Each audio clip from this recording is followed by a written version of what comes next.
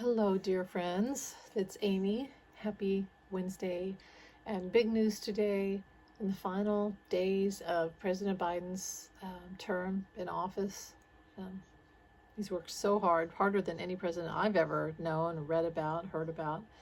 Um, he successfully created, what would you call it? Successfully negotiated a peace deal or a ceasefire between Hamas, which is Israel, and Netanyahu. And of course, I was at work. I had to work the matinee, and I got out and I read that, and I was like, wow, that's amazing. And then I thought, well, here we go. Here's Blowhard 45 and his zombie cult will come in and say that Trump did it, even though he's the one that delayed it. He delayed it from happening, just like he delayed the border deal and killed the border deal, et cetera, et cetera. And sure enough, you go on you TikTok or whatever, and you see all over the place, President Trump did it. Biden did nothing. Biden did nothing. You're like, you know what? That's called plagiarism. And that's just such a nasty, bad look, isn't it? For people to claim that they've done something when they didn't. I mean, nobody's going to claim they wrote a book when they didn't. And if they do, let me tell you, the people I know in the author circles and the writing community, that is like one of the worst things you could ever do, claiming someone else's work and calling it your own. That's what this is. It's plagiarism. President Biden has the hours logged in. There's proof. He wrote this pointed plan for all the steps toward a ceasefire, a peace deal, phone calls, work, negotiations, failure, trying again. The work's there, videos of him working, phone logs, again, letters, notes, drafts. There's evidence of President Biden's work. I would like to see Trump's evidence of his work. There isn't any. There's evidence of him having secret meetings with Netanyahu at Mar-a-Lago to delay ceasefires when Biden was getting close, which I would call a war crime and called being a traitor. But so anyway, the evidence is the person who put in the work, the proof of their work, and the plan that they wrote out. I'm going to say right here, I predict that President Biden will receive the Nobel Peace Prize within this next year. That's what I predict. Now, Kamala helped him too, as she's been working with this and with Ukraine. But I predict that President Biden will receive the Nobel Peace Prize. And in a way, that's a salve to all of our wounds, because it does look like at this point, 45 is going to get in. I'm calling it the insurrectionist inauguration, because that's what it is. It's the end of the insurrection, or the culmination of the insurrection. I can't watch. None of us can watch. Now, speaking of that, so Michelle Obama, it's reported that she said she's not going to be at the insurrectionist inauguration on January 20th. And of course, Fox News and the MAGA zombie cult are saying, well, that's so weak of her, that's so rude, blah, blah, blah, blah. Well, can you blame her? They've called her and Kamala trash. And to this day, and I saw it even today online, call her Michael or Michelle Obama. And they vilified her husband and tried to ruin his name while he was president, and say that he wasn't born in America and he was a terrorist and he's a Muslim, blah, all this stuff. And then they sent death threats to their daughters, to their family.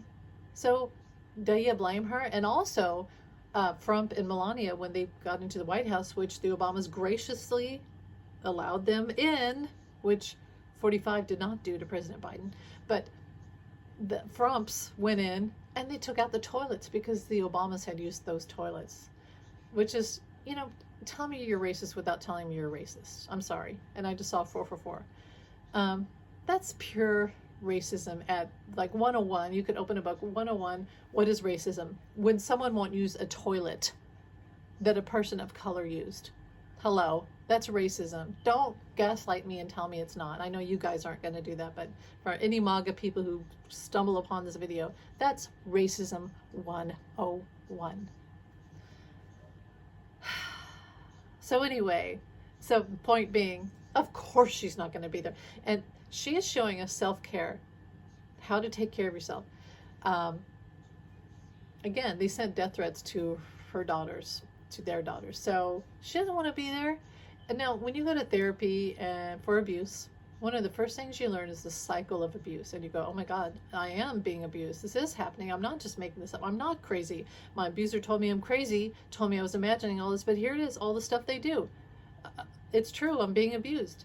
And then you find out what gaslighting is, and you find out what it is, you know, to get sucked in, love bombing, and just all the cycles of abuse, and how you're their victim, their source, and they use you, so they abuse you, and they lie to you, and do all this, shock you, and then they draw you back in because you're the bird in the cage and they're the cat, and they need you to play with. You're their source of emotion, of, what is it? It's like their energy. It's their energy. They draw off your fear, your sadness, your anger, and you're their source. And so she doesn't want to be there and be his source. She doesn't want to be there and engage anymore. She doesn't need to be there to prove anything. She doesn't have to be there to be strong, because she is strong. She doesn't have to be there and have him say horrible things to her, or to lie and smile in her face and to say, I told you I'd get back in, you guys were wrong about me, and all that type of crap, which is what he would do. And she doesn't need that. She doesn't deserve it. She doesn't need it. And she's showing all of us self-care, that she values herself. She values herself. You don't have to show you're strong by standing next to your abuser. In fact, most people just leave, and I need my chapstick because this winter air is so dry, and that's why my nose is stuffy too. So I applaud her, and that's why she wasn't there at the funeral. Remember I said at Jimmy Carter's funeral, I was like, she doesn't want to be next to him. She doesn't want to be there. No, Obama was there to help Kamala, but Michelle didn't have to do that. Michelle needs to take care of herself, keep her daughters safe, and just be happy. She doesn't owe anything to Trump or Melania. Nothing. And she's sending a message out to all the women in our country that we matter. We don't have to cater to our abuser. We don't have to stand in our abuser's shadow. I applaud her for that. I know it may look like, oh, well, she's weak, or she's avoiding, or she's petty. No. She's doing what you're supposed to do. She's doing the healthy thing. This is what you're taught in therapy to do. A lot of women, not just women, but victims of abuse, learn that one of the first things that you have to do to get out of abuse is start taking care of yourself. And boy, that makes the abuser mad. Boy, and then they try to wreck it. They do everything they can to sabotage it. Anyway, I'll move off that. She's right. She's doing the right thing. And that's what we're all going to do on January 20th. We're not going to watch. We're not going to watch the insurrectionist inauguration, which shouldn't be happening, because we should have listened. We should have followed the Constitution. But, you know, we have insurrectionists in high positions. So thanks to Merrick Garland. Anyway, moving on. So what's next? So, gosh, if I can, oh, yeah. Okay, so this is big. And I think I've talked about it before, but it really hit me last night. So last night I was thinking about what to watch, and it could take me a while to find a movie that I really want to watch. If I can't find anything, I'll go ahead and I'll watch something like Pride and Prejudice again. Basically anything with Jane Austen again. Or I'll watch, I like to find new movies, but often I turn them off after 5 minutes because they're just not good. There's a lot of really bad movies out there. So last night I saw a movie. Okay, what was it? Okay, an old favorite. I thought, you know, I was laughing about the scene. I was telling my daughter about the movie Armed and Dangerous with John Candy and Eugene Levy from the 80s. It's one of those buddy cop funny movies. Really funny. It was after Ghostbusters, that same era, and Police Academy and all that stuff. So it, you know, It was a funny movie. It has a lot of that energy and style. Anyway, but something about that movie's always stood out to me. John Candy and Eugene Levy are hilarious in the movie, but something about the movie in particular that just always I love. Okay, so I'm like, I'm going to watch that. So I turn it on, and there's what it shows is that these two guys, one was a former cop, one was a former lawyer, and they both get kicked out of their jobs for one reason or the other, and their new job is going to be security guards with a firm, like a company, a nationwide company that has a pension plan and an insurance plan that you pay into out of your check. And then all these sort of like thug mafia guys force you into it, and it's a high rate of money that you're paying into it. And then, so they sign it and they get trained, they all get, their diploma, and now they're security guards. But the thing is, the jobs they do, there's a string of burglaries. Whenever you go on your break, the place gets robbed. And then you get sent to a worse position until basically, you're just like, in a swamp somewhere is what they show. Stay with me, because I'm getting to the point. Stay with me. So they start to figure out, because one is an ex-lawyer, one is an ex-cop. They're very smart guys, and they start to figure things out. It's the company they work for that's robbing the places that they're assigned to. They go on break, the place gets robbed. It's the guys, the head of the company, the security guard place that they work for. It's a sting. It's an operation to steal their pension, their Medicare. They're robbing the places that they are guarding. So the cops are in on it. Everyone's in on it except for the security guards themselves and the cop who, like there's like a nice cop at the head of it. Everyone else is in on it. Does that sound familiar to you? When they said they're stealing the pensions and the Social Security and the Medicare, I was like, oh my God, that's what Frump and Leland and Mike Johnson and everyone are doing. That's the plan. That's the plan. Remember I told you when they were going to have the government shut down, they were going to take all the money and start Bitcoin, which goes back to Russia for entertainment purpose only. They were going to take all our money. Now, it's scary because this is going to happen. I don't know. But here's the thing. That's what they're doing. Go watch that movie. I dare you. It's a great movie. It's funny. I mean, just if nothing else, it's funny.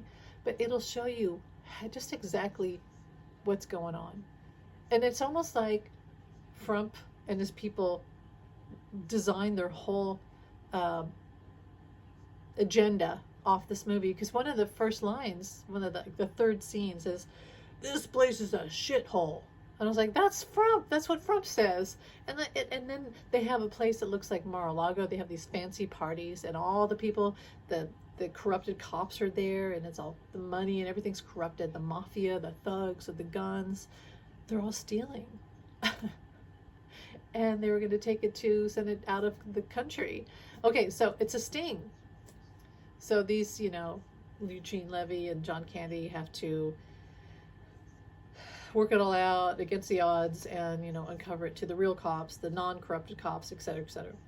But that's what this is. So watch the movie. I feel like the universe sent me that, and us, as like, look, it's plain as day. This is what's happening. They see 45, this presidency is his final chance to take all our money. It's a sting. It's a sting. They're going to take all our money, folks.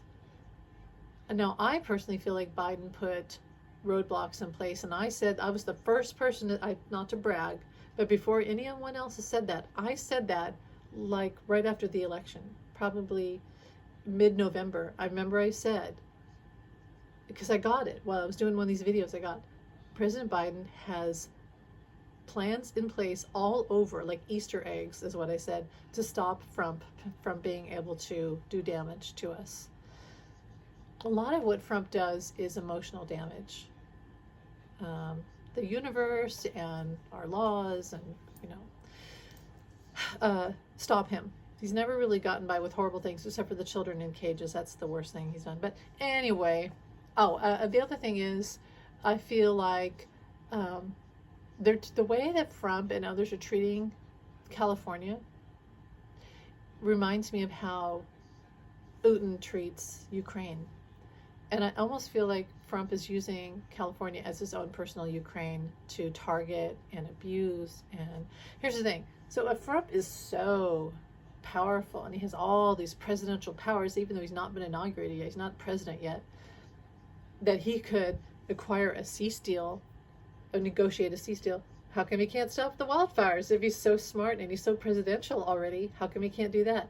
He doesn't have these powers. He's just a blowhard. And again, he's a plagiarist. He's plagiarizing. And he lies. For entertainment purposes only, he lies. But anyway, go watch Armed and Dangerous. And I can't think of anything else. I don't see TikTok leaving. I don't see them selling it to Leon. But it's already been corrupted. That's the thing. People are going to this red bubble. I'm probably going to do that. I'll have to make space on my phone. But to go to the place that is positive and happy, and then when they take that away, you move somewhere else. They're never going to stop free voice. Never. Never. And I think that's all I have to say. But yeah, next week's not going to be fun. We're not going to watch, though, are we? We don't have to watch. Again, Michelle Obama is teaching us something beautiful. We don't have to be there.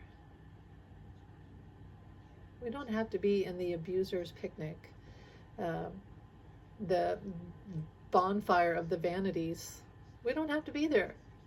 We've got better things to do. And I'll go to my grave, hands on a Bible, not 99.9%, but 100,000%. Leland stole this election using Grok AI, and he perfectly mapped out election results and stole this election, all the 7 key states, and Kamala Harris won the election. Let me say this, okay? So no matter who's inaugurated next week, Kamala won. Now let me say this. There was this genius kid on TikTok, and his mom made videos with him before the election. And she said, now explain to everyone how Kamala's going to win again. And he showed this intricate, like he's autistic, and he had this all figured out and mapped out. He showed, here's how she has all these key states and key points to win the election. And he showed it. And she asked him again, like right before the election, show us again how Kamala's doing. And he showed it again. Kamala's going to win. Then we had Alan Lichtman. Kamala's going to win.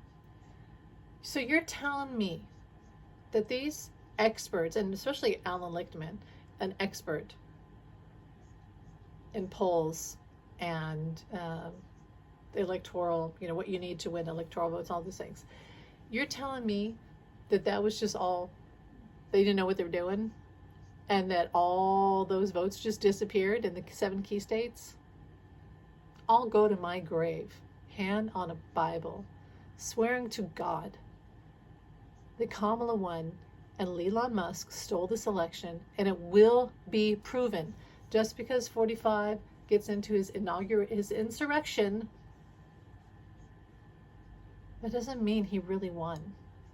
Just like he didn't negotiate the ceasefire. He's a liar.